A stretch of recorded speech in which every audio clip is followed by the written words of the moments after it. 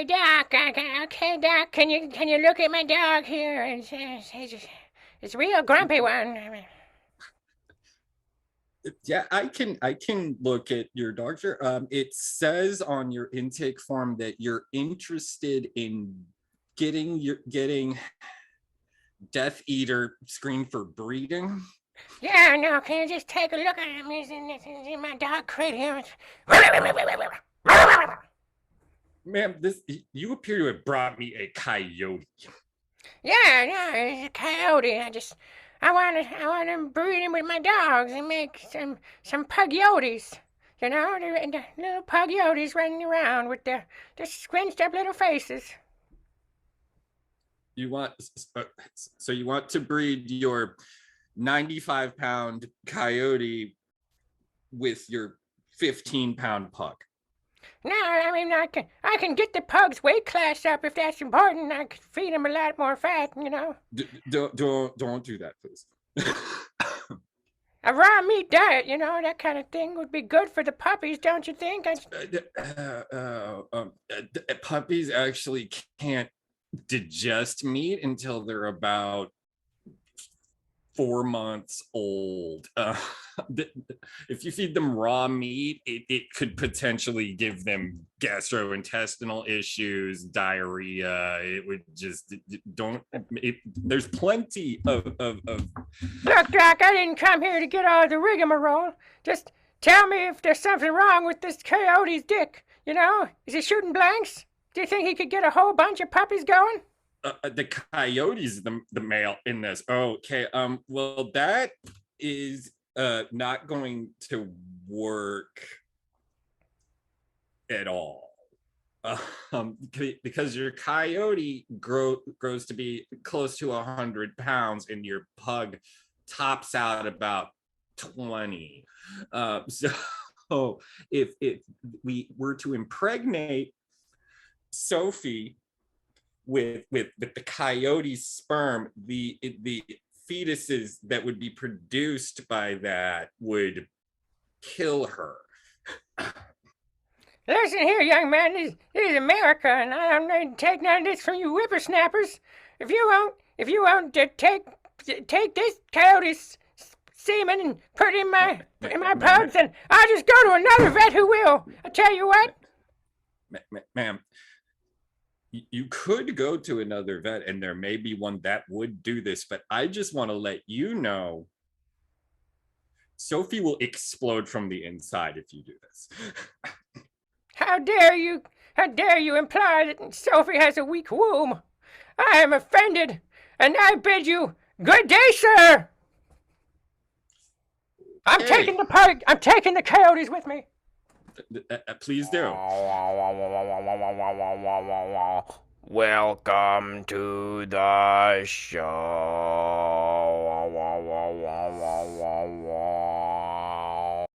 But yeah, we did actually have a coyote brought in one time.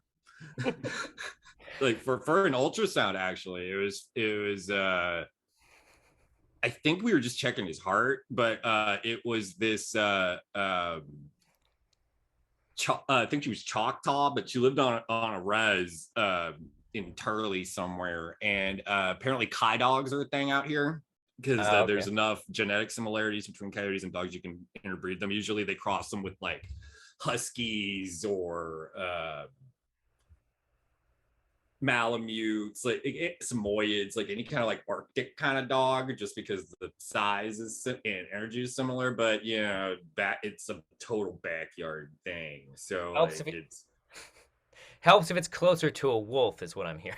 yeah, in size and like fur type and stuff like that. Yeah. Coyotes don't have as thick a fur as wolves do, but they still, because mostly coyotes live in like deserts and mountains and stuff like that. So they Of course. All right. yeah, Well, yeah, this Choctaw lady brought in an actual coyote. His name is Death Eater, and she wanted to make sure he didn't have a heart murmur. I guess the she wanted a Kai dog, and she found some guy on the res selling what he said were Kai dog puppies. So she just bought one, sight unseen. Didn't ask to see didn't ask where the mom was or anything like that. He's like, oh yeah, there's dad right there. And it And it was was a cat, and yeah, it was a coyote. But since she had it, since he was a pup, raised it up from a puppy and got him neutered and stuff like that, he's just basically a really happy, excited dog.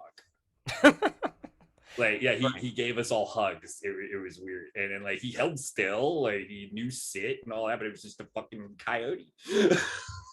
all right, fantastic. Let's introduce my wonderful guest this fine afternoon. We're gonna be he's gonna be going by Gato. Is that right for this interview? Yes. All right, because we are going to be talking about a variety of things, and some of those things are connected to his professional life. So we just want to keep it on the professional side in that regards. But let's talk a little bit about my friend's background here. First of all, we met in college doing improv. Tell us what you remember about? I mean, I'll blank that out. Gato. Let's see. I remember. Well, I guess I should do like a quick sum up of what I was doing before I joined Portage County Players. Great. Let's hear that. I was basically just like a professional punk. Basically, like that's all I did. It was just if I wasn't in class or doing my homework, I was going to punk shows and doing some things they didn't have any business doing.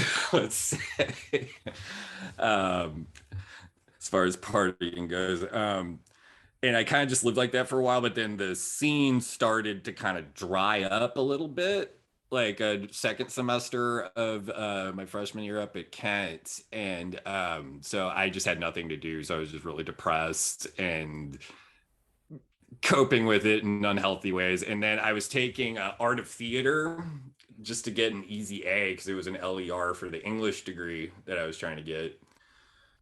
And one day the instructor, I don't think she's there anymore, but like Christy Matthews, I think was her name. Yeah, no, I remember her. Yeah, She like, stood in for a class one semester for me. yeah. She was a pretty good teacher, right, from what I remember, but that everything's a little fuzzy for obvious reasons. But I remember, I don't remember who from the group it was. I think Angie was there and maybe like Cardell or Mike or somebody. And I said, hey, everybody, these guys are from Portage County Players. They're doing auditions in this acting studio right next door to this classroom. If you get into the group and stay in the group, you don't have to take the final. Oh wow, they were giving you that much credit. Yeah. Oh, okay, I didn't realize Yeah. how, like I knew they were giving you guys credit, but I didn't realize it was like, hey, you don't have to take the final. Yeah, no final, like, which I was completely just very excited about because her tests were just, I don't know if she was just trying to keep her numbers up for a student pass rate or what, but one of the questions on one of the tests was, what does a costume designer do? Like that's what we were dealing with. So I would just show up off my face to that class and be fine. It was not even a challenge. Like one time I showed up wearing sunglasses because that's how gone I was, and she didn't say anything. Nobody said anything. That class was so weird. But yeah. So like two people from the group were up there, and I think they might have said something too. So I just went next door to do it, figuring like, get out of this final. And then when I remember that we did 3 Through the Door, Yeah, which I had a lot of fun with. let me do a quick detail for the audience for anyone who doesn't know how 3 Through the Door works. So 3 Through the Door is a character-based exercise that we do in improv, and I use it a lot for auditions because it helps me get an idea of a person's like imaginary concepts and range, which basically is a person is walking through a door into a like quick stop convenience store to buy some item from the silent quick stop employee who says nothing but does give them their item. And so the idea is you come through the door 3 times, each time as a brand new character. So yes, continue. Yeah, I don't remember what that. I always really liked that exercise, and I continued that practice during my ill-fated presidency. but yeah, I like that a lot. I think we did a scene too, Yeah, and I remember I set up some scenes for some people to do. Yeah. yeah, and I think mine was that. Oh man, like I was either in jail or about to go to jail, and like I through the dialogue, it was demonstrated that I had been arrested many times and knew everybody and was just gonna have an awesome time or something like that. But like, yeah. So I got, and then a couple days later, like I was like, yeah, like I had a good time while I was doing it though. I remember that, like I kind of got that endorphin rush that I used to get going to shows. So like I really wanted to get in, and yeah, I got the call like a couple days later while I was on my way to a punk show. Actually, Nice. I think I was in a car with a bunch of spiky-haired goofballs going to Akron. and I think yeah I think it was Angie that called me or something. So I was confused at first. It's like why is a woman calling me? This does not compute. but but yeah, it turned out to be like the best thing that I ever did with myself while I was at Kent State, because it kept me out of that, like away from bad influences that I of course ended up palling around with in the punk scene, and it got me off of the stupid stuff I was doing, and yeah, I ended up doing improv with Portage County Players, and then I joined PNR a couple of years in too. Yeah, good times. Yeah. Yeah, I miss improv, but the scene out here in Tulsa isn't that established yet. So, and I don't have the time anymore anyway. So, No, yeah. Although you did get into a different scene out there in Tulsa for a while. You yes. were you got to be into a very uh, populist form of theater we call wrestling. Yeah, I'm a pro wrestling. There's that. Yeah, well, story behind that. Like, I've watched wrestling since I was a little kid. I think 1997 or 98 was the first match first time I remember seeing it on TV. I don't remember if this was the actual first match I saw or if that's just the first one I remember, but it was Bret Hart versus Stone Cold Steve Austin. I want to say WrestleMania. Oh man, like 14, 15. I don't know. I'm a terrible wrestling nerd. I don't have stuff like this committed to memory. But the one with the double turn, Bret Hart becomes heel, Stone Cold becomes. That's the match that launched Steve Austin into the fucking stratosphere of pro wrestling at the time. He was split open, he was in the sharpshooter, like and like, I was 8 years old and just like, what is this? And like that was the first thing I became like obsessed with when I was a kid, was pro wrestling. Like, if we didn't make it back in time for WWF Superstars or Sunday Night Heat or whatever was on the one channel that we had, I would freak out. Like, that's the first time I remember getting grounded, is because but sometimes the one channel we had wouldn't have wrestling on for whatever reason, and I always seem to remember being Married with Children reruns or something like that. Like, it was always just some weird, like it was the US Armed Forces TV network, so it was really like we'd pick that station up. I was gonna say, so was this when you were this was when your family lived in Belgium? Yeah, this was Europe still. Yeah. It was like, yeah, like a year or two before we moved to the States. But yeah, so I became obsessed with it, kept watching it. I stopped when I moved up to Kent because I didn't have a TV, but I still kept tabs on what was going on. And then I had a bad breakup and I needed every distraction that I needed. And this would be like 2013 or something. And the WWE network was a thing. So I got way back into wrestling again. And when I moved out to Tulsa, I needed a way to make friends, and I needed a reason to get out of my apartment because I was going insane, because I was not having any luck finding a job. I was just drinking all the time, and like that was back when drinking was still fun, but it gets boring when I didn't even have the cat yet, so like I was completely by myself, just drinking all the time. So like I got to do something, and so I was watching wrestling, and I saw Paul Heyman cut a promo. I was like, I could do that. I can't wrestle, but I could talk on a mic and make people boo. I typed Tulsa Pro Wrestling into Google. 3 groups popped up, and I picked the one that felt right, which was a little. It's gone now, so I can talk about it. Compound Pro Wrestling on Tulsa, RIP Compound. But so I messaged their Facebook page and said like, hey, I want to be a manager. Do you guys train managers? And the guy said, yeah, we can train you. You don't just get to be a manager though. We got to teach you the business first so you can be a ref. So 3 days later, I had $200 in my pocket and went behind this. It was a cell phone store / pawn shop that had a garage in the back that they didn't use, and we set up our little, like, it was a smaller ring. It was like 14 by 14 at biggest. It might have been smaller than that.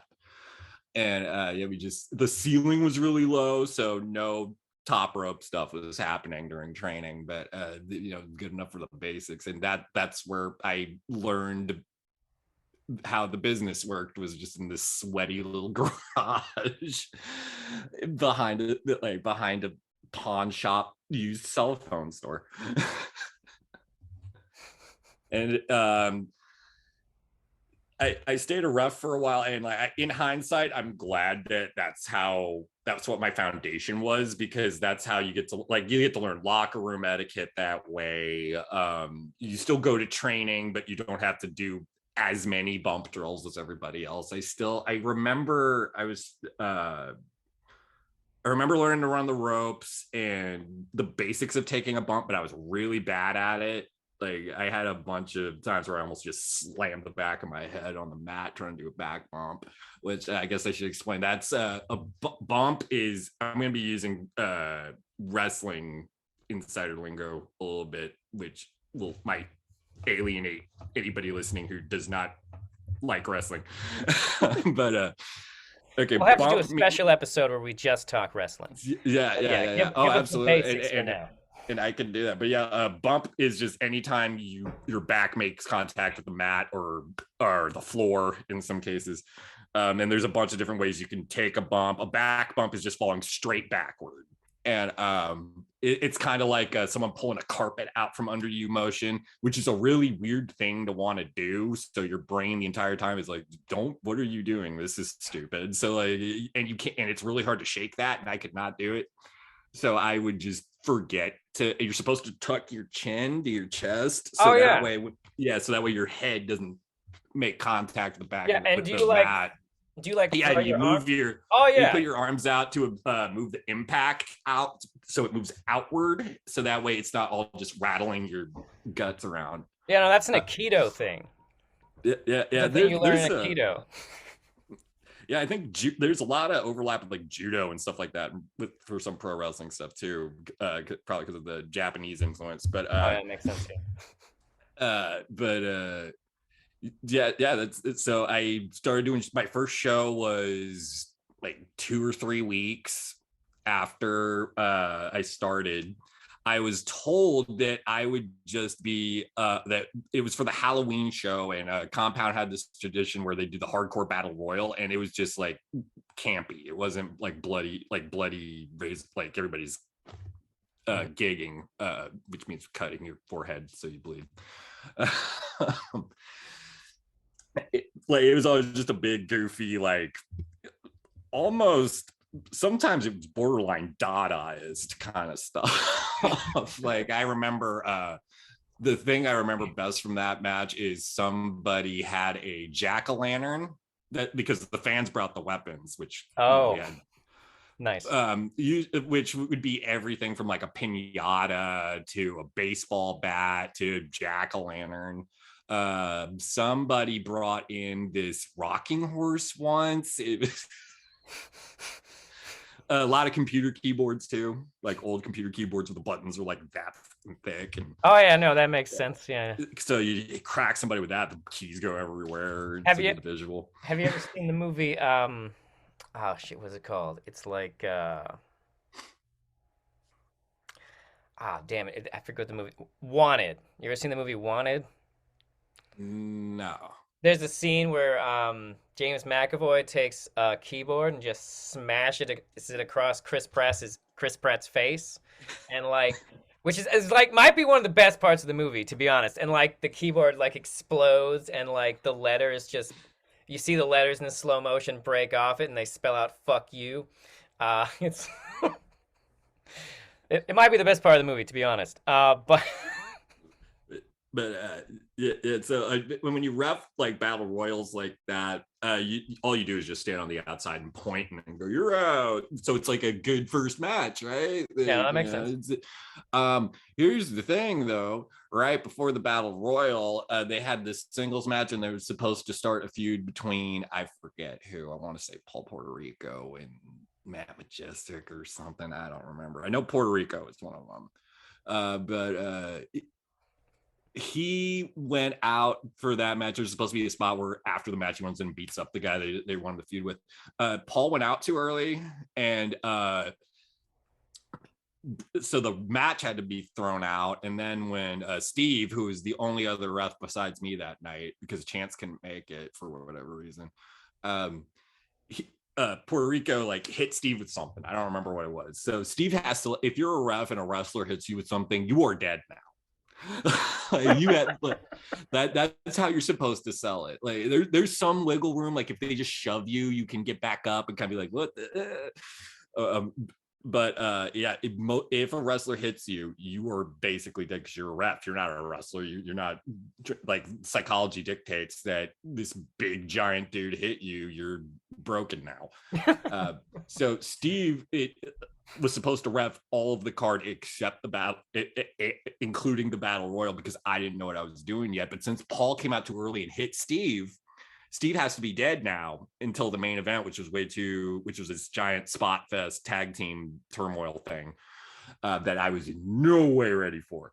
So they were like, "Okay, Steve, you got to do the main because he's not ready for that." But sorry, hey brother, sorry, you got to do the entire rest of the card before the main event now. First show.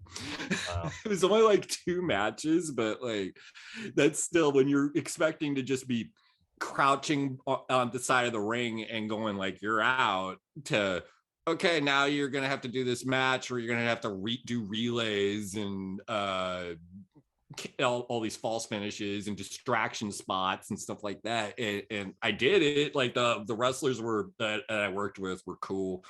They didn't throw too much at me, and that's how I cut my teeth. And then the next day I got asked to go on the road to Miami, Oklahoma, which is like it's like this might be a little too but most people listening to this are Ohio people. Miami is like picture Ravenna but bigger. I actually might have some international listeners. It's either that or people listen to me with a VPN sometimes. Who knows nowadays, right? Yeah, but yeah, just like, yeah, this just boring little town that you get the feeling like something's a little off. It's like just that kind of thing. And I had to do pretty much the whole card that night too. So like immediately just sink or swim, greenhorn kind of stuff. Yeah. But I like it. Wrestling, the fans are different for anything I was used to. Like the music, there's some like heckling here and there, but mostly from people I knew. Maybe I'd get like a empty solo cup chucked at me as like somebody trying to be funny. And then improv, the audience is involved, but it's just they give us call outs and then they just sit back and watch. Like they don't shout at you the entire time. I didn't really appreciate that as a ref, because when you're reffing, you have to stay focused on everything. On top of that, I am pretty tall, so in order to make the wrestlers look bigger, I was encouraged to constantly be like crouching like like this, hands on my knees like this, and just like constantly have to stay out of the way because you never know what moves they're going to do, because they like most wrestlers don't plan out every single step of every match, so like they'll just call stuff on the fly all the time, and you can't hear them spot call like that if like you ever see wrestlers like with like have each other in a hold, or they're like in a lockup or something, and like their faces are really close together. They're talking about what they're going to do next. That's fun fact. That's one of the reasons why a lot of wrestlers have long hair. Really, it's to cover up the. Hey, okay, man, we're gonna. It covers that up, and then also it's a good visual for like if you're selling a punch or something. Because your hair, and that way the people in the cheap seats can see. It flips you now. Yeah. Classic. That's one of the things about wrestling that I don't think a lot of people appreciate. There's a lot of little things that go into it to make it like compelling to watch, and but people who don't understand it or think it's stupid or just like whatever, fake wrestling. It's like, dude, they're basically fighting and doing a play at the same time.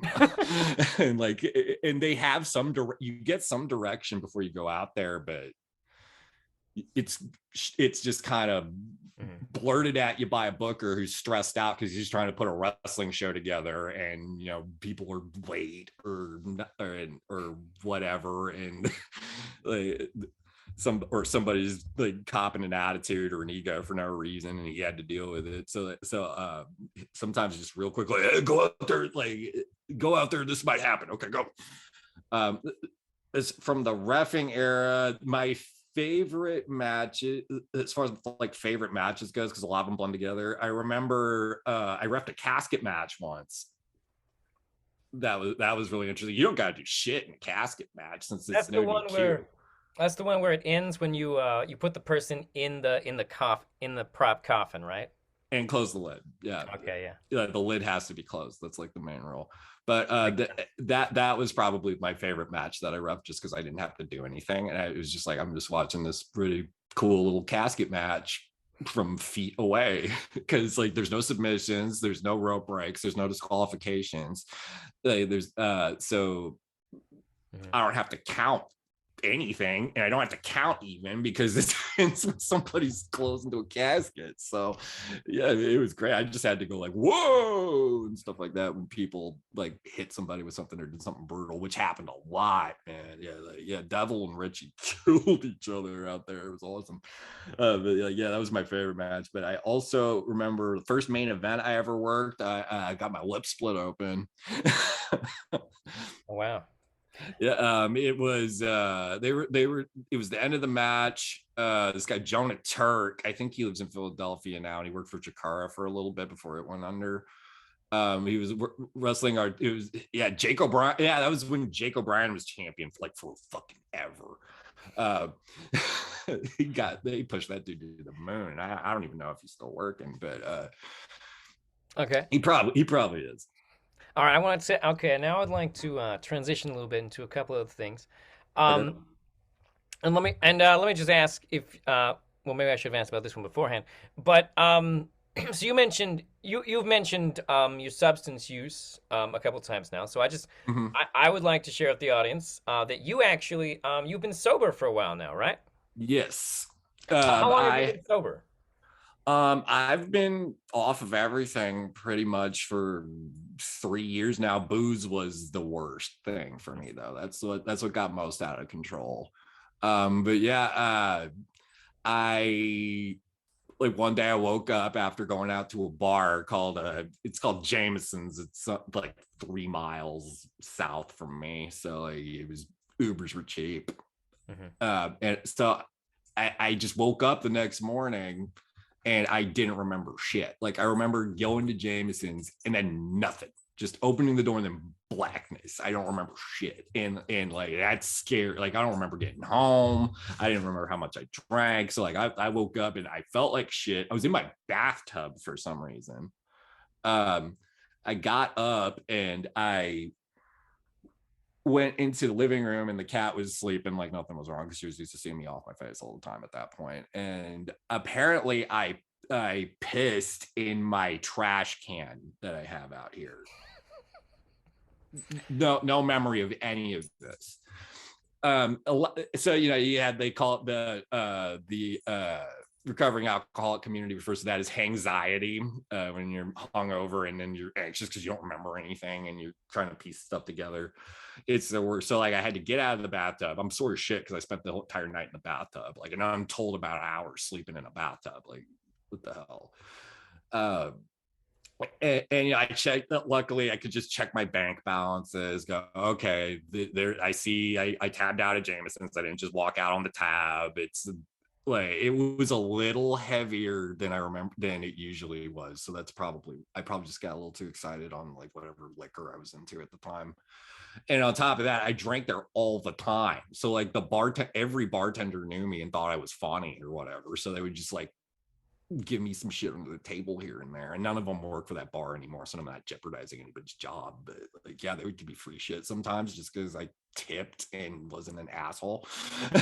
So that wouldn't help anything. Yeah,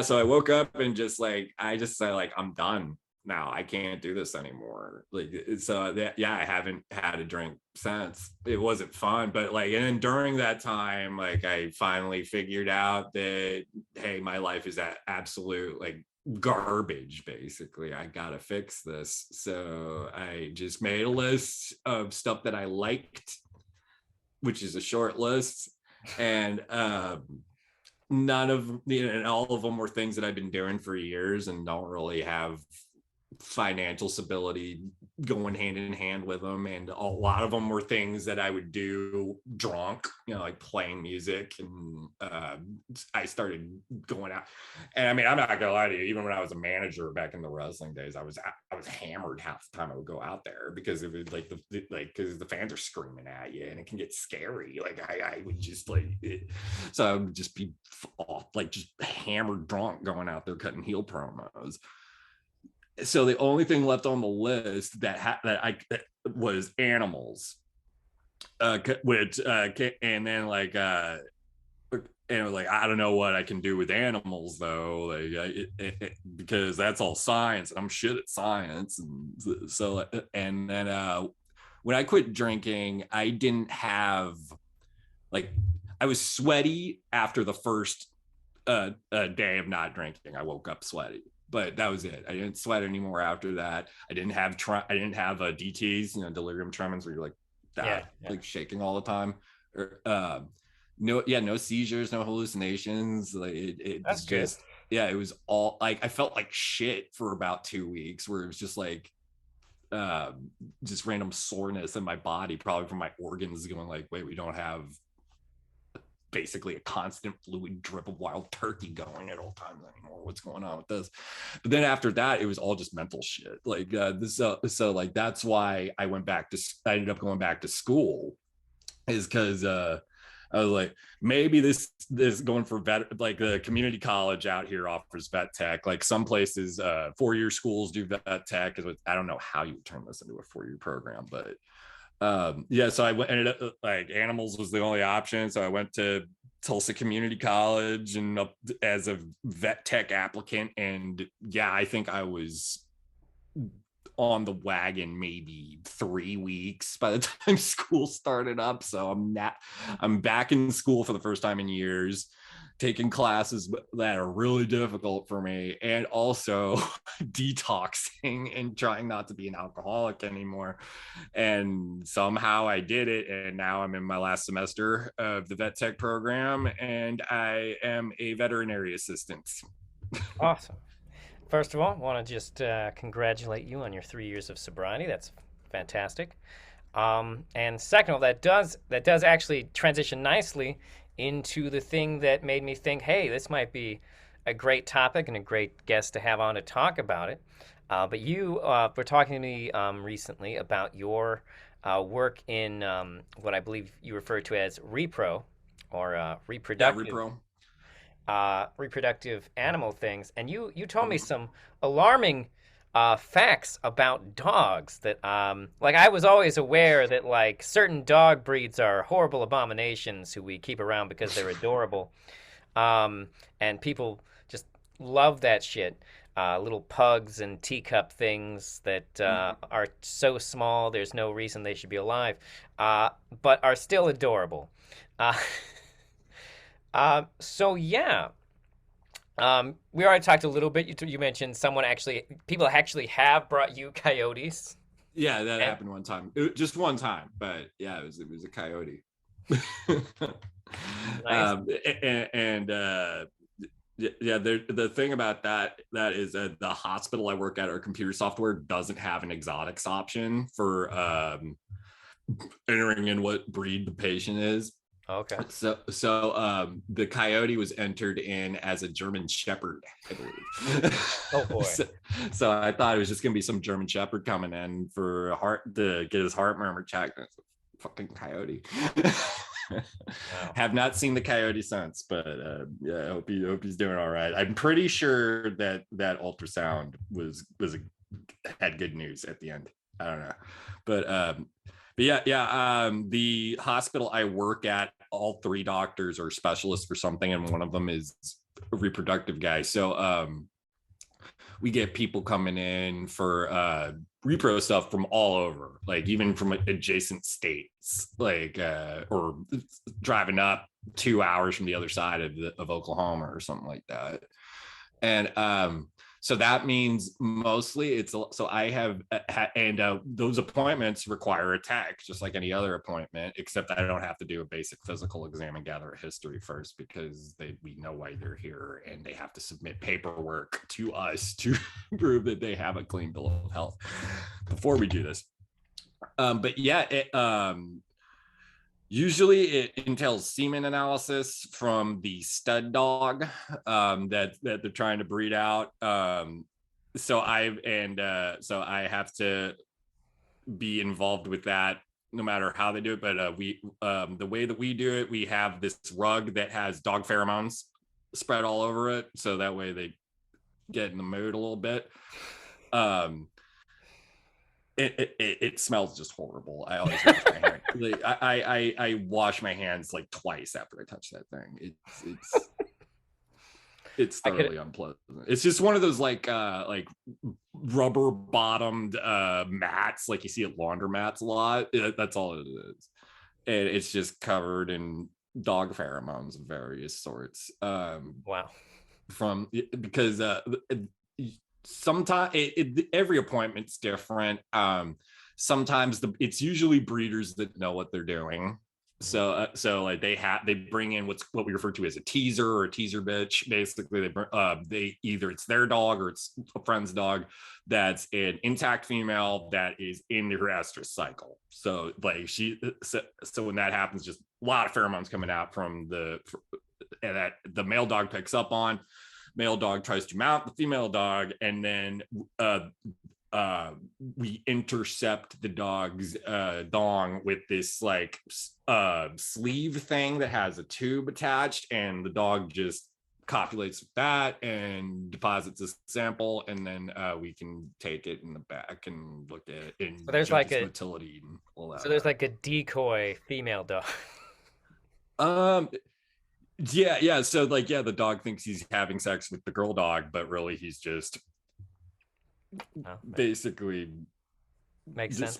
Yeah. Just and there's only one way to do it. Like I don't do that part. The doctor does that part. But yeah, the doctor just and it's the weirdest thing. Like and while this is happening, this is just in an exam room. So it can get really, really hot in there, because usually the owner likes to be in the room while this is happening.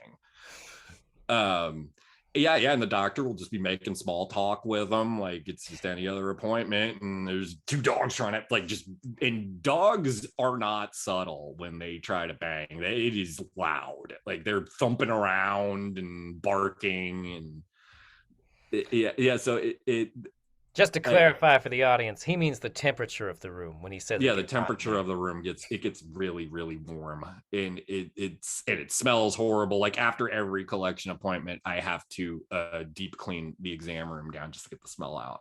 Oh Jesus. It's bad.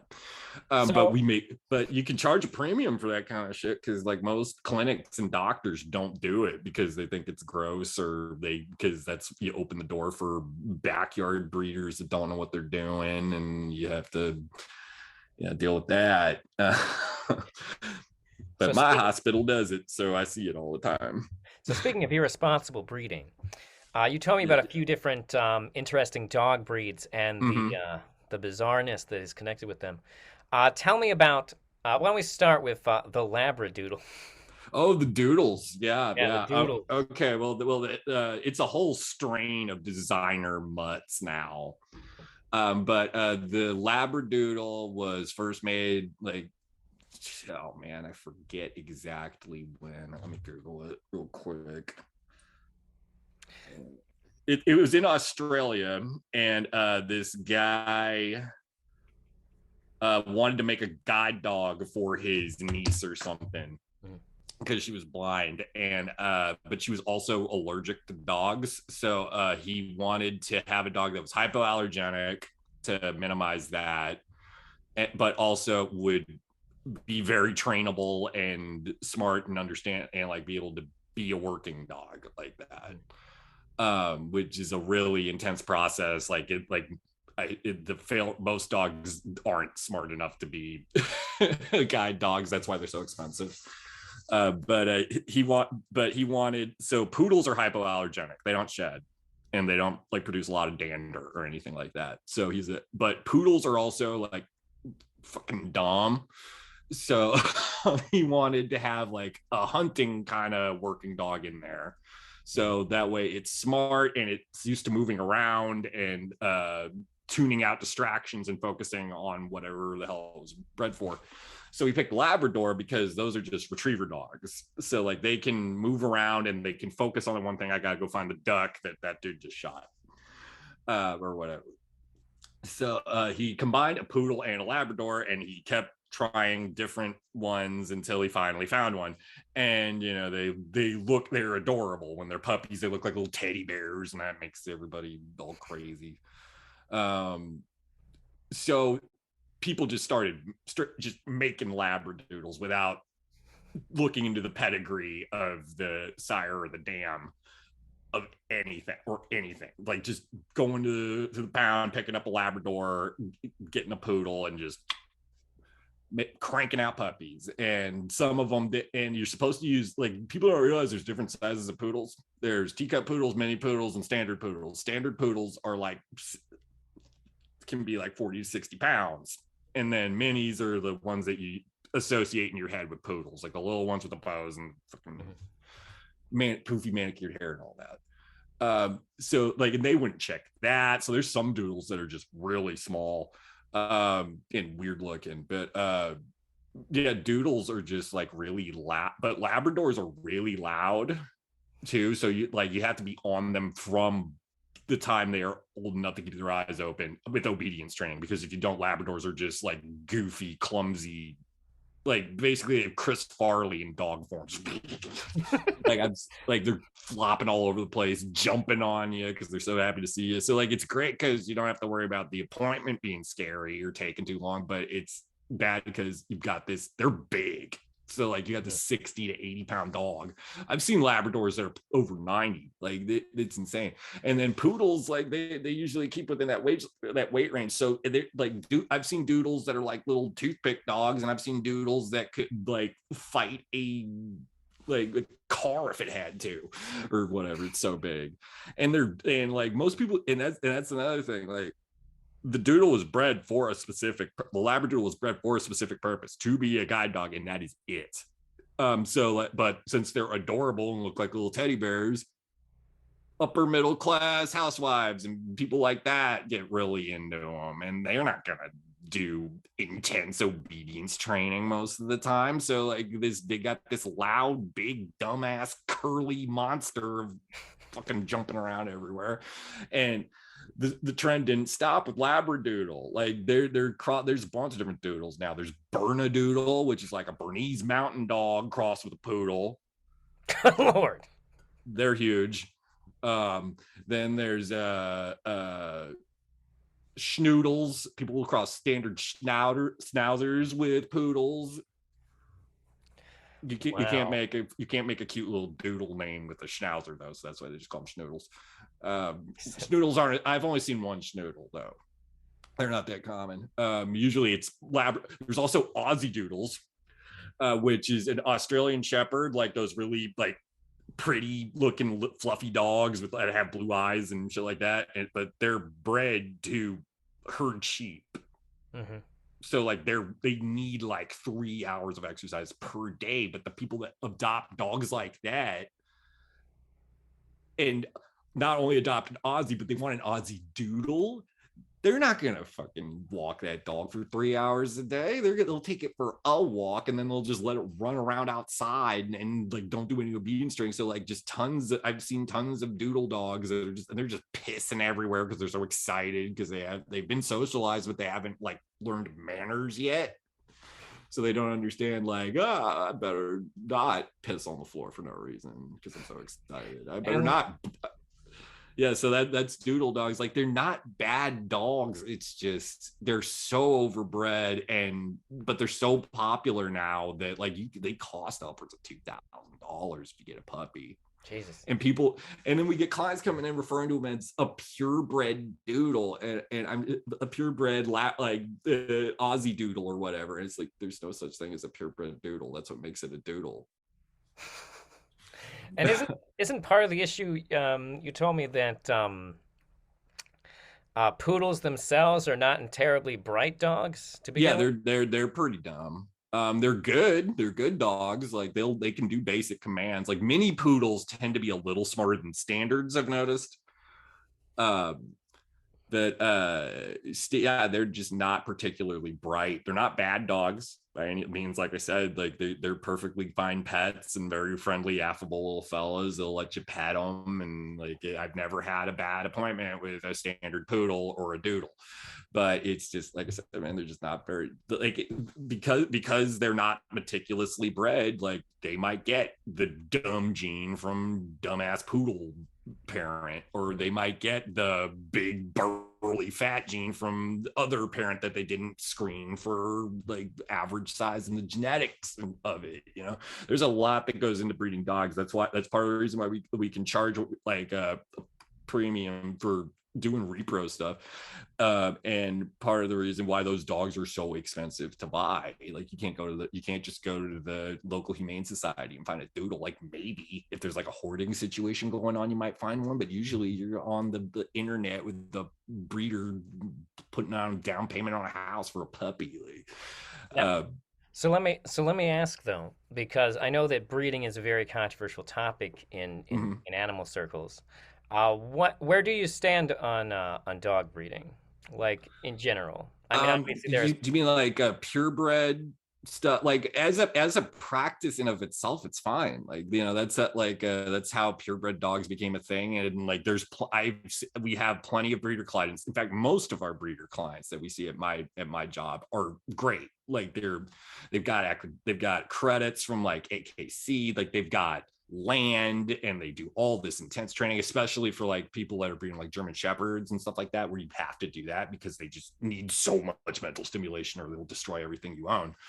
um and also they're big, like German shepherds big, like, but So part of what people say they don't like about breeders is that they would encourage you to adopt dogs that are already in the world and already mhm. need love from like Yeah, yeah, shelters. yeah. Oh yeah, from that kind of standpoint. I mean, some people get those purebred dogs because they need them for that purpose still. That's Like, fair.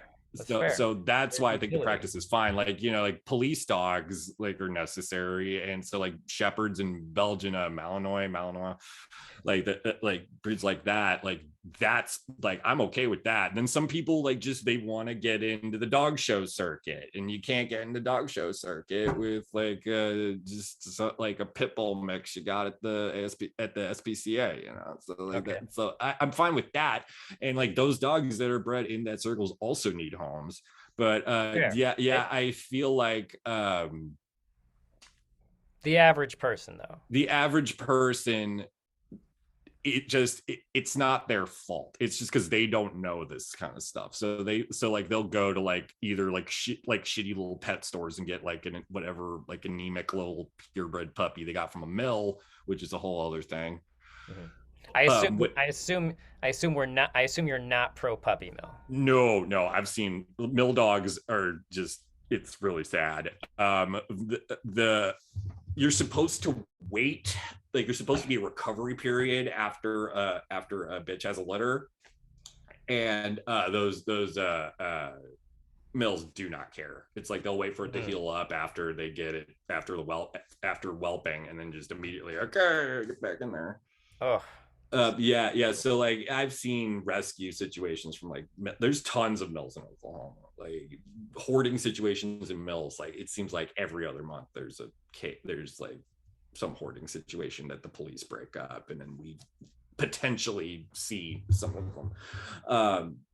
But yeah, puppy mills are bad. Like I'm not against pure breeding. It's just if you just have to have a purebred dog, go to a reputable breeder, because like if like do your like homework on it, make sure that it's good, like ask around. There's plenty of like forums for people that are into dogs. They're dogs, like, you know, people like dogs. There's gonna be internet sites about it. There's plenty of reputable sites like that you can go to ask around for good breeders, because usually people who want good breeders will pay whatever, you know. But yeah, like honestly, I would prefer shelter stuff though, just because I've spent time in shelters, and the dogs that we work with at my school all come from an animal welfare services. So like, and they're just such good dogs most of the time. So like, I just kind of leave it up to the person. Me personally, I would prefer I'm not going to go to a breeder ever. I mean, like any animal I adopt is going to come from a shelter. So basically, you would agree that the average person should be adopting from a shelter, but you recognize just complex because of nature. Because it's, for one, it's more affordable, and the dogs are just as good. Like if not better than some of the purebred dogs. You don't have to, like, the application process for a good breeder, it takes you months.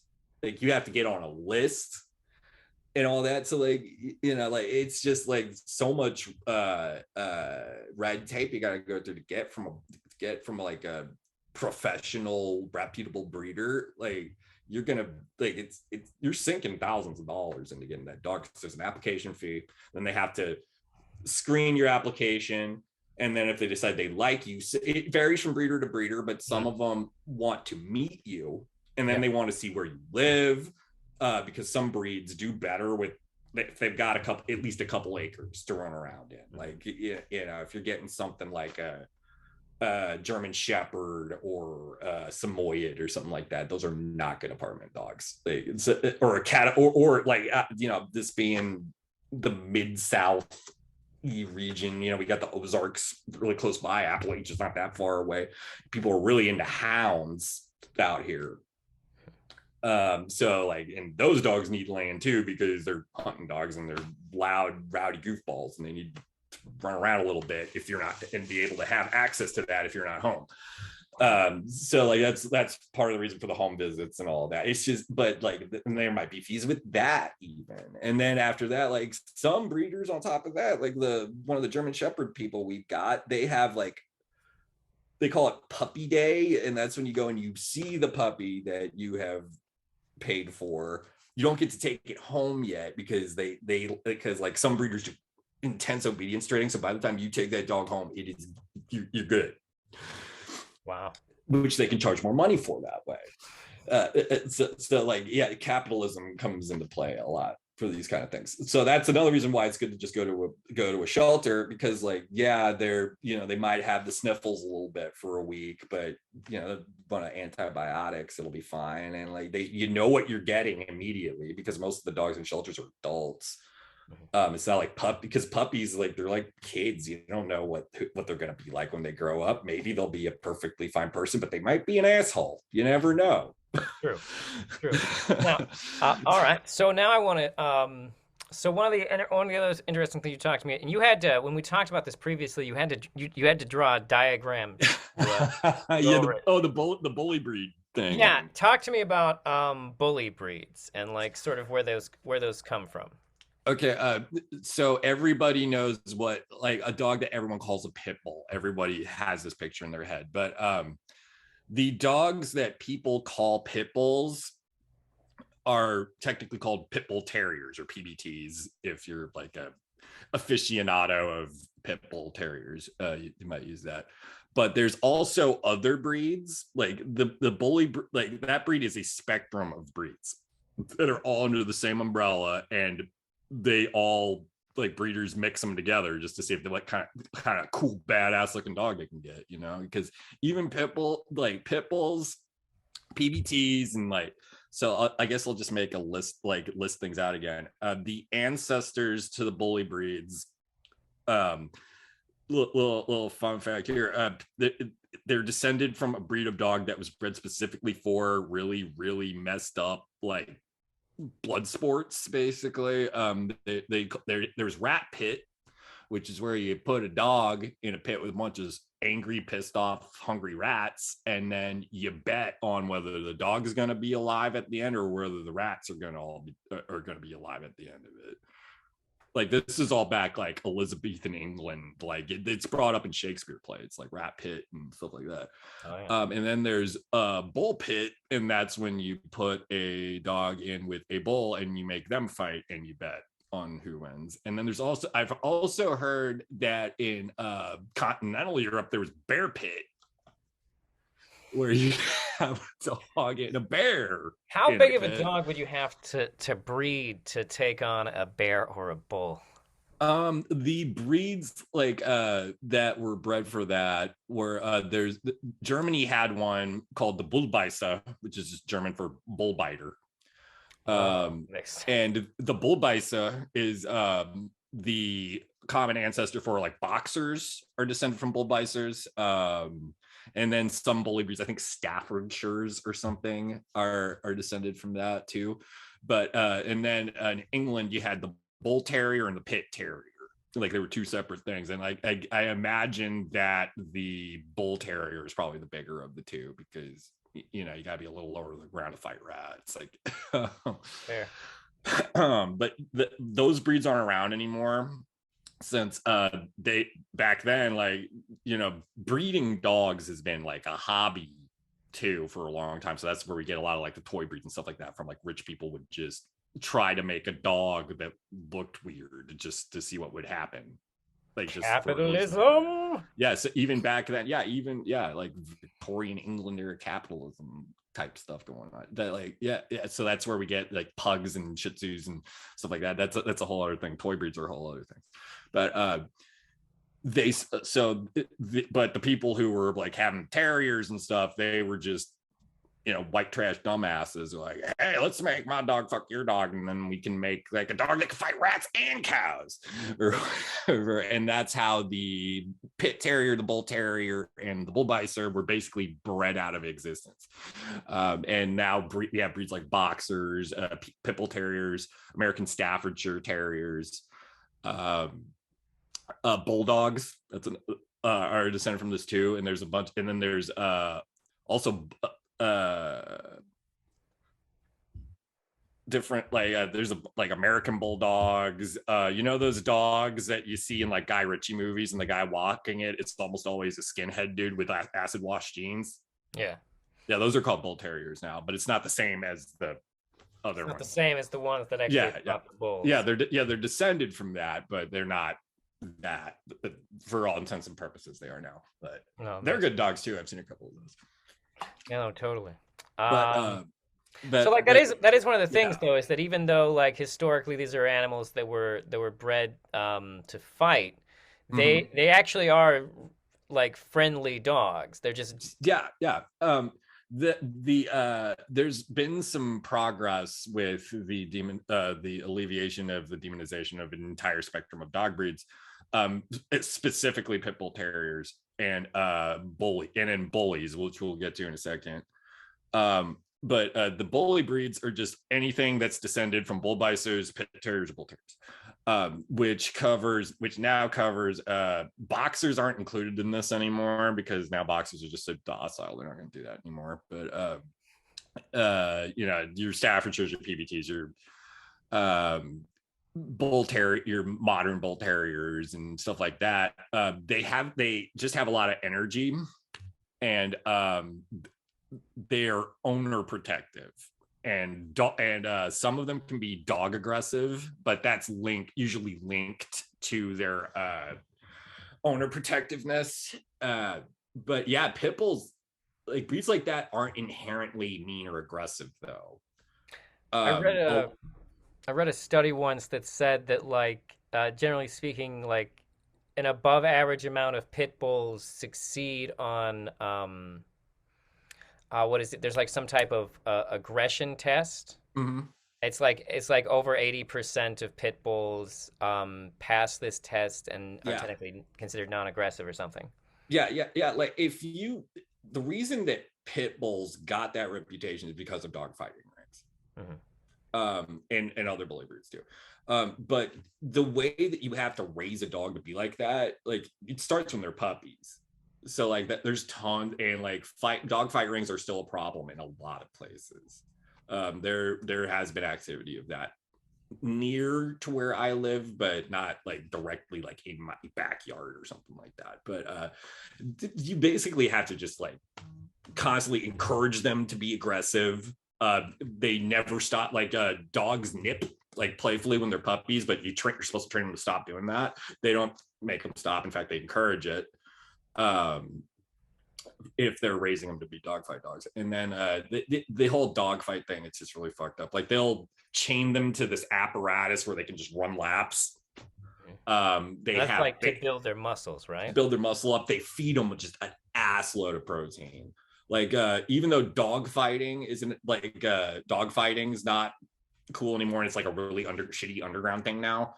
There are still people like that are reputable breeders that jack their dogs up like that for guard dog purposes, and because people think it looks cool because they've seen them in like the DMX used to have them in his videos all the time, like so like there's like those really squat, like those are usually American bullies that you see in music videos like that.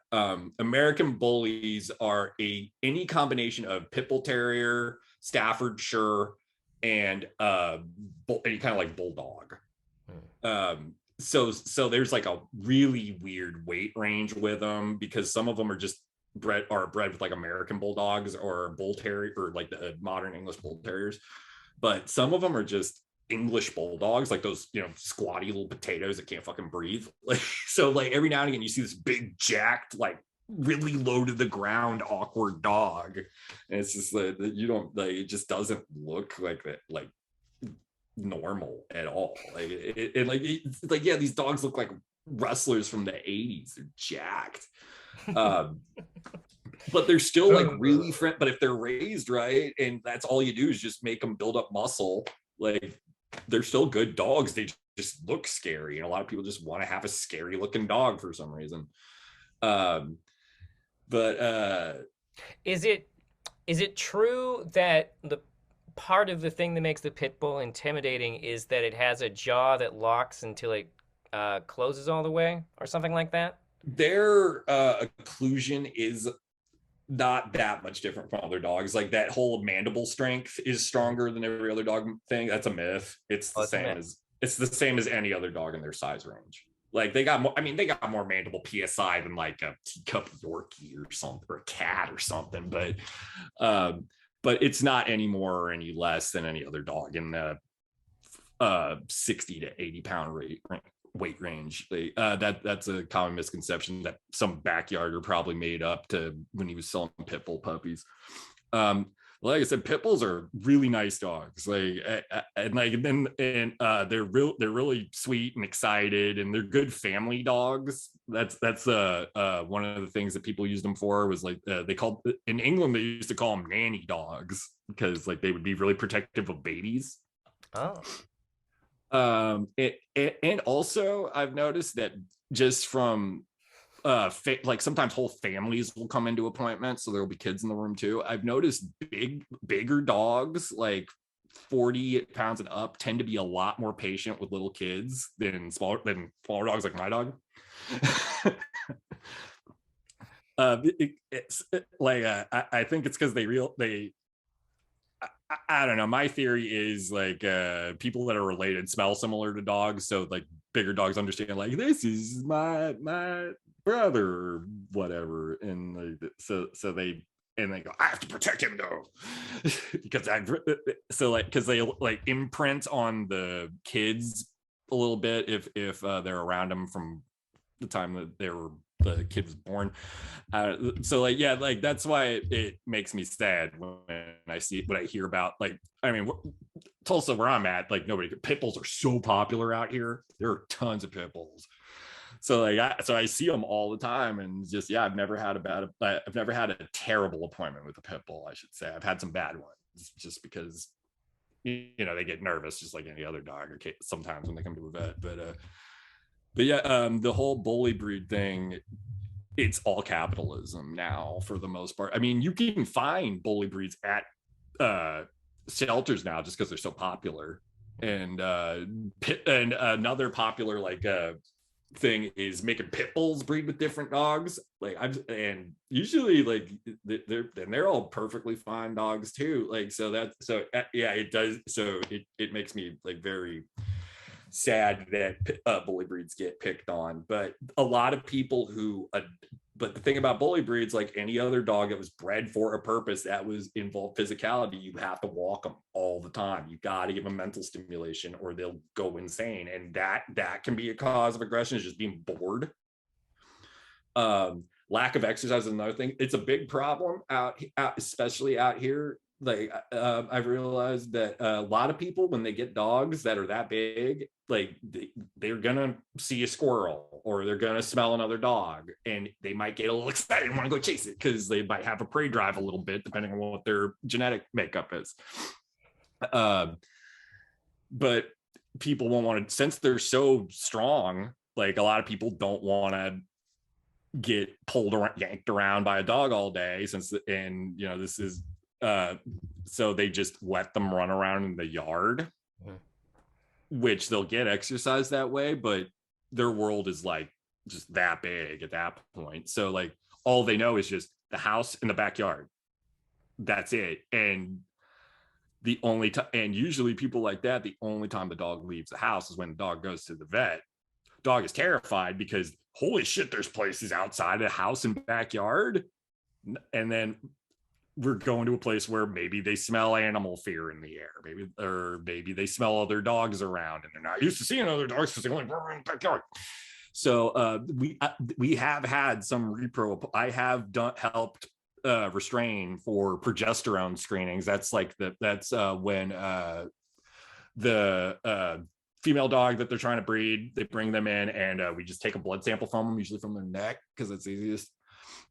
And then we send that in, and they get the progesterone levels read, and then depending on what that number is, that's like, okay, optimal time to either surgically or artificially or naturally impregnate this dog is now, because progesterone levels are just the right spot.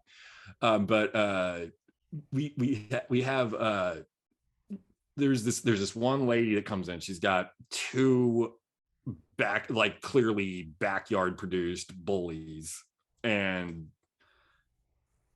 they're low to the ground, muscly ones. So like there's probably some English bulldog in there, and that's what she does. They're in the house or they're in the backyard because she doesn't want to walk them. She's busy. Like I do not like that lady. I really wish I could put her on blast right now, but I can't. Yeah, probably not. Let's not go that far. She seems like she would sue, but yeah, that's what she would do to these dogs that need. So like, she doesn't like she keeps them just in the backyard or in her house because she doesn't want to walk them because they're too strong and she doesn't want to put up with it. And the only time they leave the house would be to come to us to have a needle stuck in their neck to get a blood drawn. So oh man, so like this dog would just be terrified when she came in pissing everywhere. And then eventually, like after but they have to keep coming back until the levels are in the right spot. And that's like every other day at 7 or 8 in the morning. So that way we can get it to the lab that checks that for us. It's like 7, 8 in the morning. They got to come in. So it's really early. And so it'll be the first thing of the day when she would come in, just this dog, and the dog almost bit my face off when I knelt down to restrain her and try to like hold her head up so we could jab a needle in her neck to get the blood sample. So that was scary. And so we've like, okay, well, maybe that was just a one-time thing. We'll suggest maybe give a prescription for trazodone just for this. Give the dog some trazodone, which is it's a sedative that we give. It's really mild. It just calms them down a little bit. Like people get trazodone for like 4th of July. That makes sense. Yeah, or like car trips and stuff.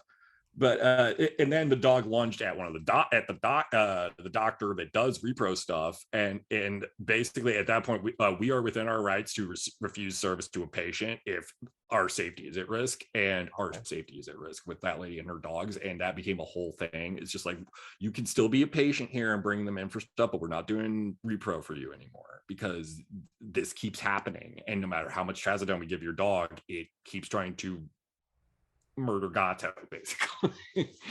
But that sounds like a lot.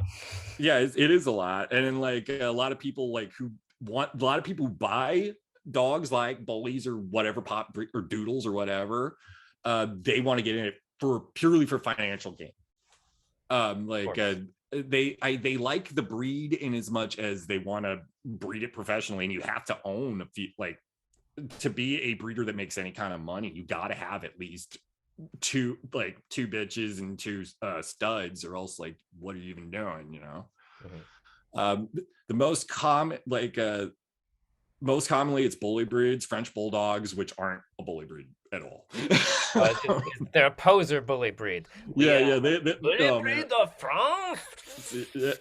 French bulldogs were bred specifically to be pets, so like they're not like, there's no ulterior motive in their breeding at all. So like they don't count. But I've had people like come in for appointments to get their dog screened for breeding capability, or as a pregnancy check to see how her gestation's going and all that. And immediately the first question they'll ask is, when can I sell the puppies when they're born?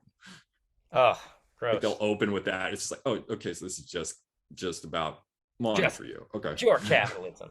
I want to jump back just that French bulldog, because so what you're telling me is the French bulldog is a lover, not a fighter. Yes, they are. I don't know if you've ever, which is kind of pretty fun, but I don't know if you've ever seen a French bulldog before. Probably. I don't know them all by name. They're really small. They like usually cap out about 15 to 20 pounds. They have what we call a brachycephalic head shape, which means like any dog with a smushed in face. Like your pugs, English bulldogs, like any breed that you can think of that is synonymous with having breathing issues, it's probably a brachycephalic dog. Speaking of dogs with breathing issues, I do want to ask you about, now, is it the British or the English bulldog whose dicks don't work? That's an English bulldog thing. There's English. I learned this recently. There's English bulldogs, which is just what you think of when you think of a bulldog. Smushed up face, or just potatoes with legs, basically. And then there's Old English bulldogs. It's like an E after the old. That's actually an American breed. Ironic. And they're just like a little bigger and a little more squat, though. Like that's about it. They're basically, to the untrained eye, they're similar, but if you've seen them both enough, you can tell the difference. I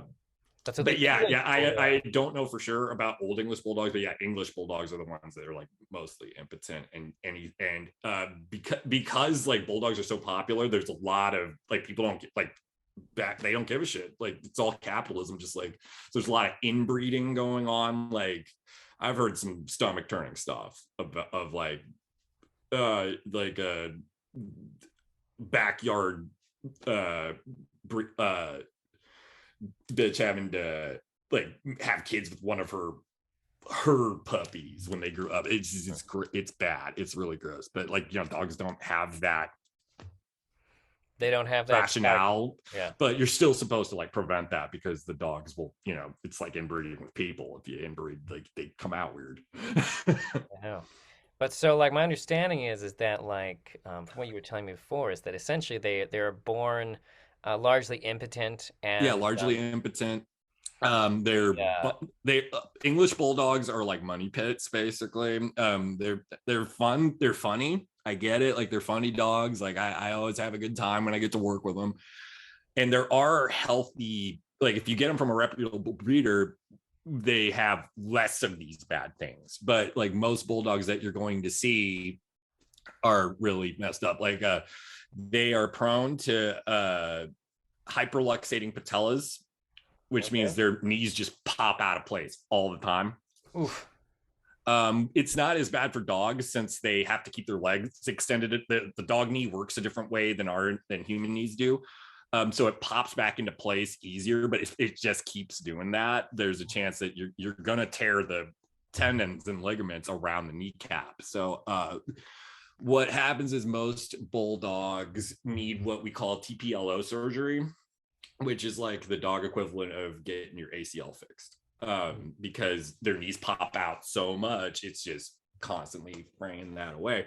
And there's like plates and screws involved and stuff. It's an 8-week recovery process. It costs upwards of $1,200 to get it done. And it's pretty much not guaranteed, but it's very likely that if you get an English bulldog, you're going to have to pay for at least one TPLO surgery, if not two.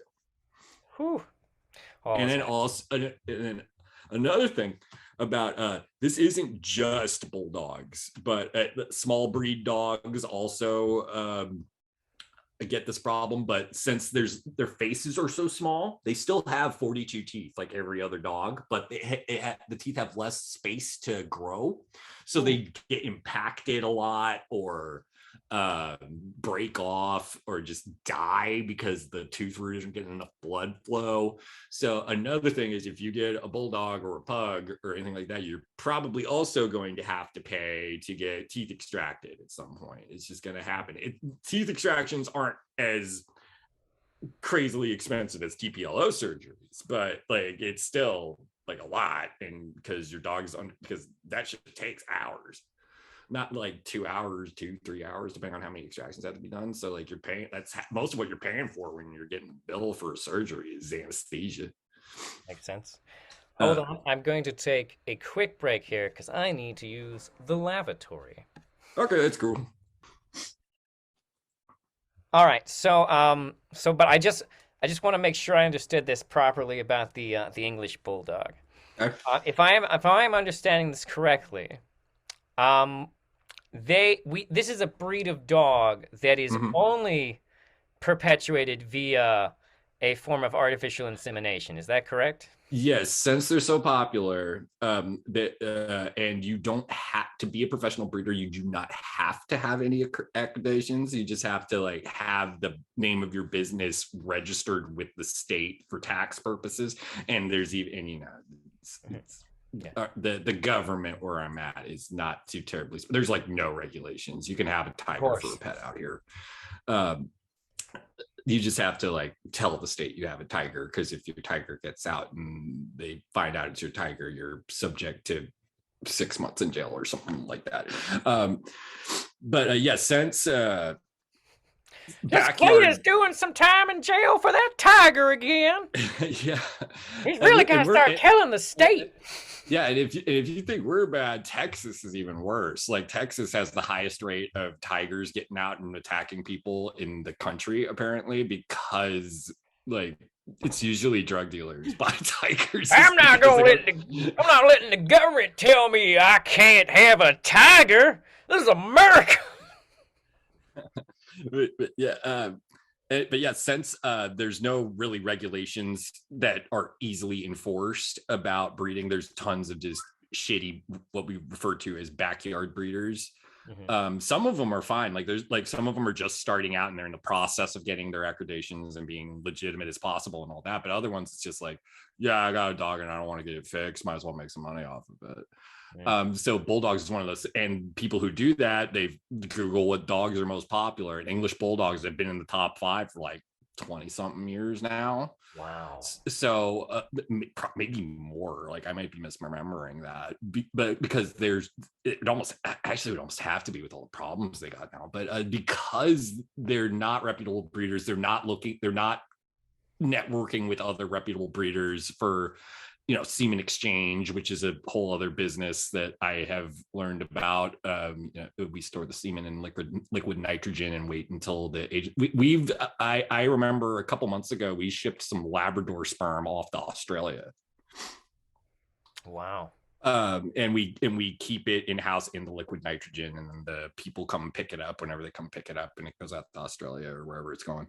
That's another way people make money. Like they don't even actually make puppies; they just make their dog a sperm donor and charge out the ass for it, depending on how nice their pedigree is.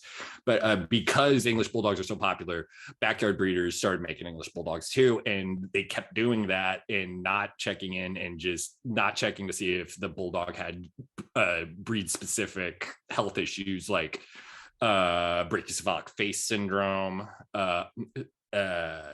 brachycephalic airway syndrome, which is related to its face. Like the airways are so narrow that the dog is never not panting. It's not inherently fatal, but the dogs that have it, and it is somewhat treatable, but it's not, you don't have a completely healthy dog, and it's not good to breed it if it has stuff like that. And heart problems, that's another thing. Like murmurs are very common in English bulldogs. Mitral valve deficiencies, high blood pressure. So hypertension is the medical term for that. So like they're very prone to just like having a heart attack and keeling over at any time, because like nobody checked it. They just wanted to, purely for capitalistic reasons, they just kept cranking out bulldogs. And it's gotten to the extent that the female English bulldogs birth canal is incredibly narrow. It's so narrow that they cannot whelp naturally anymore because of all this just unregulated breeding going on, which entails inbreeding and perpetuation of recessive traits that are unhealthy. So the female dogs, are birth canals are narrow, so they can't push the baby out through it, or they'll die, or the baby will die. Their fallopian tubes are really narrow. Their ovaries are smaller than they usually are, I think. And the male dogs are by and large impotent. Like they have problems getting an erection. Some of them can, and they can produce but usually if you want to get semen out of a bulldog, you have to extract it surgically, which means cutting into the scrotum and extracting the semen that way. Yeah, and then you have to implant. So you're telling me they don't even like jack these dogs off? They have to go in. They can't. They try to first to see, because like some bulldogs are capable of producing a sperm sample. It's just, it takes a long time, and the motility is just fucked. Like the worse the motility is, the less likely the sperm cell is going to make it up to the egg. For the people who might not know, what does the word motility mean? That means how physically active and virile these sperm cells are, how much, and then there's volume, which means how many sperm cells are in the dog load, basically. Bulldogs have very low sperm count usually. Wow. Which is another issue. So what I'm hearing is that English bulldogs only exist because of the capitalistic demand for them. Yes. And that without human intervention, they would not exist. And that probably not anymore. The breed that they're descended from was aside from issues with brachycephalic airway syndrome and maybe some joint problems, was by and large a perfectly healthy dog. But because English Bulldogs got so popular, because like they have that so ugly it's cute thing going, like pugs, they just got bred specifically for monetary reasons, and now they are what they are, the impotent, skinny urethra narrow, being too narrow. That's another thing that happens with bulldogs a lot. It's not, I don't want to give off the impression that only bulldogs are affected this way, because there's plenty of breeds that are, but it's just mostly bulldogs. They're the most notorious for it. So like I said, like the only way you can make bulldogs, so this kind of helps in a way though, cut down on the backyarder problem, because because they can't do it on their own. Yeah, because so you have to have money, because all of this stuff, everything in repro is all considered elective procedures. So that's why we're allowed to refuse service to somebody, because it doesn't violate any Animal Rights Act. Doesn't animate it doesn't violate the veterinary version of the Hippocratic Oath, because it's elective. Like the dog's not gonna die if you don't jack them off into a tube, you know. So you don't know that my dog needs jacked off in a tube. There are some people who personify their dogs to the extent that that's why they don't get them fixed. It's only guys. It's never women that do this unless they're professional breeders. But there's especially in like areas of town like I'm in, like people are like, my dog is like me. He's a guy and he likes pussy. So I wouldn't want to cut my balls off. So why would I do that to my dog? Because humans don't have as many problems as dogs do, and humans understand it's not okay to be a horny asshole all of the time. They at least suppress it a little bit. Good. The dog doesn't know. He's just like, I'm fucking horny, and I'm gonna be an asshole about it and get erections for no reason. I'm a dog. But yeah, so the fact that bulldogs cannot do that anymore is kind of helping the backyard breeding problem. Now backyarders usually do like pit bulls or like any kind of American bullies, or French bulldogs is starting, because French bulldogs somehow can. I don't know. It's only a matter of time before they can either, because they're super fucking popular now. But yeah, the only way you can make puppies for that is to extract the semen from the male, and then there's 3 different methods to impregnate a female. There's natural insemination, which just means you let the dogs fuck. Then there's artificial insemination, which means little man sample goes into a tube. You put that into a pipette. You lift up the girl dog's tail, lift her up on until she's like doing a headstand, and then squeeze it in there, and then keep her upright for like a minute and a half or something like that, to increase the likelihood that the sperm makes it to the egg and sticks.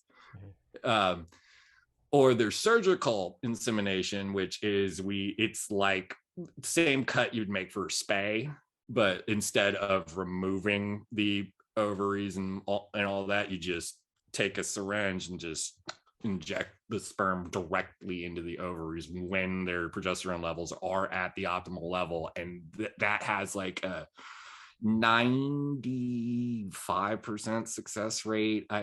One of the doctor told me about that when I was an intern, and but it's that, so that's that's the only way. Like so I'm thinking that's probably surgically inseminating a dog is the only way you can get bulldogs, because artificial insemination would raise the chances, since it's going directly to it too, sort of, but the motility and the volume is such an issue that it's not as common. There's also camera assisted AI, where like you put like I've only assisted with this once, but basically it's like a camera scope thing, like not exactly like, but akin to the camera thing that the doctor shoves up you when you get a colonoscopy. It's like that, but it's smaller and more bendable and stuff like that, so you can see so you can make sure, like for absolutely sure, you are getting the squirting the sperm near the thing. It's really interesting to see. It wasn't with a bulldog that we did it. It was one of those rarer breeds that aren't as common in the States. So like I want to say it was like maybe a Berger de Picard or something like that. Okay. Yeah, the lady shipped sperm in from Poland to do that. Yeah, which costs thousands of dollars, by the way, because you have to keep it cold. So that means the packaging has to be right. Most courier services don't ship that, so like you have to find one that either doesn't care or is designed specifically for that, and they're going to charge you because it's not some. But yeah, that's how breeding is both a fine thing and not so fine thing in the case of bulldogs and pugs, and to a lesser extent dachshunds. Wow. Okay. Well, that pretty much yeah. I could talk about stuff like this, like veterinary stuff, forever, but I think that wraps up our theme. Dogs who shouldn't exist. Shouldn't exist but do. Yeah, no. It's purely because people think they're cute. Frequently, these dogs are both an affront to God and science. Sometimes, man.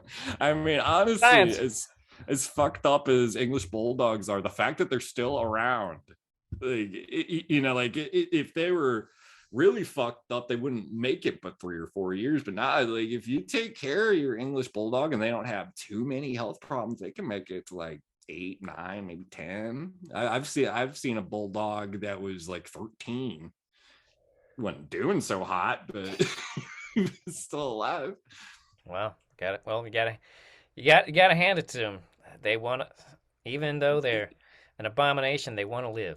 That's yeah. And the people, and by that same token, the people that are willing to pay so much money for them usually really, really care about how healthy their dogs are. Like, there's not a whole lot of fuck it people that own English bulldogs. They are on it, like they take notes.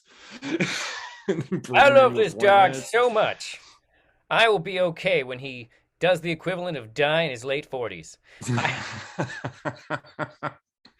Yeah, basically, yeah. That's and this is all stuff that I probably would not know if I didn't just by complete happenstance end up at a clinic that has a doctor that specializes in this kind of shit. All right, excellent. Well, anyways, thank you for joining us here today. Normally I would ask if you had anything you wanted to promote, but I actually I am going, like, I am looking around at studios to just make one more folk punk album. I don't know if we touched on that they do folk punk. No, I would actually love to have you back on sometime just to talk about punk. Oh, absolutely. Yeah, punk. We could do a wrestling episode. Like, I got stories, man. I meant to be like, I'm actually, before we go, I just want for perspective for some of the audience, because I know, like, whenever I'm on Facebook, I see a lot of punk posts, and I'm like, okay, I can see what kind of punk music you're into. But, like, just so people know, like, when we say that you listen to punk, like, what are bands that like come to you would want people to know that are part of, like, your punk what as far as like influences? Yeah, well, like who do you listen to? Like, what kind of punk bands do you like? Lately, I mean, I have my favorites that are like bigger kind of bands, like Rancid, the Dead Boys. That's another very important band for me. They're from Cleveland, actually.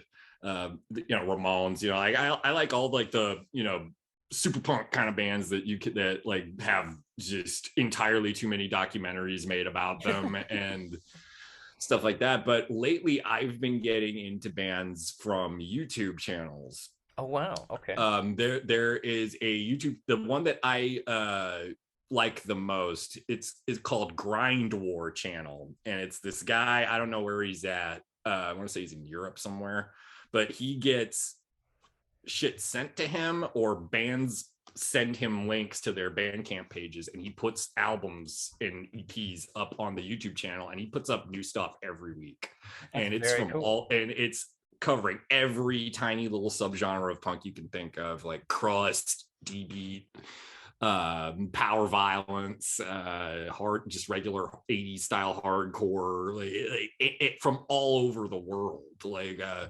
The bands that I've been listening to lately, as far as like a plugged in electric kind of that kind of stuff, kind of standpoint, there is this band called Carradine Choke out in New Zealand that I'm getting very into. And a lot of the stuff on Grind War, like their bands have been broken up for 10 years, but nobody heard about them outside of their circle. So I've gotten so many good, like I actually have iTunes on my computer still, so that way I can, because usually since they're punk bands, they have their stuff up for free or name your price. Nice. So like, yeah, I have tons of stuff, just like, like crust punk, black metal, like hardcore. But yeah, Carradine Choke is really good. There's another band called Sad that I'm really into now. They broke up a while ago, but they're a hardcore band from LA that, like, their album is like somehow this thematic masterpiece, and it's just hardcore punk, but Okay. it's so like Sad and Carradine Choke are my favorites now. Also, honorable mention to Conjoined Twin out in Los Angeles. They throw some jazz influence in there, which is pretty cool. Yeah, like kind of like Rollins era Black Flag when they were getting really experimental. So that's where I get all my punk now, is from Grind War and just stuff I see on social media. I think that should give my audience a decent idea of what type of punk music. I like angry stuff with bad sound quality is usually what I gravitate toward these days. All right. Well, thank you for being here, and just remind our audience to stay tuned for the after entertainment. Si, senor. My name, Abuela Sullivan. What? The coyote. I thought I told you we were not the coyote for reproductive purposes with your pug too. As you put it in the online booking for your appointment, make a coyote pug hybrid. No, si, Abuela Sullivan, this new coyote. No, si, no habla inglés. Yes. No hablas inglés? No habla inglés. Doggy. In El Carrier. Podemos continuar en español si prefieres. Sí, ¿cómo estás? El audio técnica. I'm gonna go to. I see myself out.